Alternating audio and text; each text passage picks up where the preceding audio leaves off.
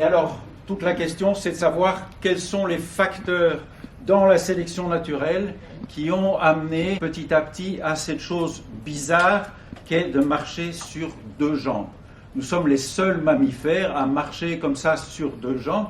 Pourquoi? Comment? Peut-être parce que c'est une façon d'avoir des liens sociaux, de partager de la nourriture, plutôt que ce qu'on a cru pendant longtemps, que les forêts se réduisant, les singes qui étaient dans les forêts ont petit à petit été en savane et ont eu un intérêt par la pression évolutive, par la sélection naturelle, à se mettre debout, notamment pour voir de loin, se défendre. Enfin, il y a différentes théories.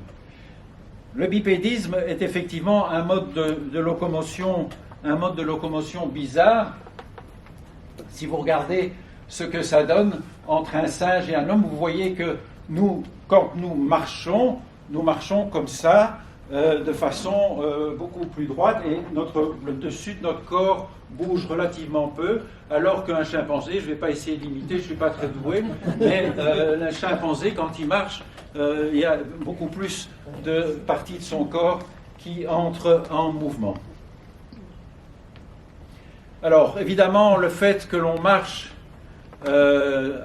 sur deux pattes, ça a eu des avantages en termes de sélection naturelle, mais cela a aussi eu des inconvénients qui font que beaucoup des gens de notre espèce ont mal aux genoux, ont mal aux hanches. Heureusement, maintenant, on a inventé les prothèses de genoux et les prothèses de hanches, mais c'est un business qui marche bien. On a souvent mal au dos. Le monsieur, là, il est suspendu pour essayer d'améliorer sa colonne vertébrale. Et aussi, parmi tous les primates, on a des problèmes pour l'accouchement. L'accouchement chez Homo sapiens est toujours un peu plus compliqué que chez d'autres de nos cousins chimpanzés ou autres, parce que le bassin de la femme et la tête de l'enfant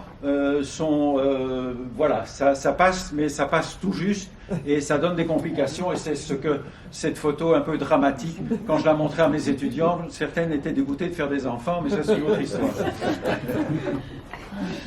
Alors, la bipédie s'est installée évidemment très très progressivement, et là on a quelque chose d'absolument extraordinaire. On a retrouvé des empreintes de pas dans les cendres conservées en Tanzanie, une couche de cendres qui a pu être datée de 3,6 millions d'années à l'Athéotyle.